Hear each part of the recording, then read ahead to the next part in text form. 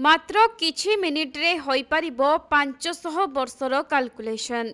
साधारण कंप्यूटर ठारू हजारे गुणा स्पीड रे काम करिबो। देश उद्देश्य रे एभଳି तीनोटी सुपर कंप्यूटर को समर्पण करिसेंती प्रधानमंत्री नरेंद्र मोदी, जहार ना रखा जाइछि परम रुद्र। तेबे महादेवंको रुद्र अवतार नारे एहार नामकरण करा जाइछि। देश पाई एही सुपर कंप्यूटर रो उपलब्धि माइलस्टोन होई रहिबो बोली प्रधानमंत्री प्रकाश करिसेंती।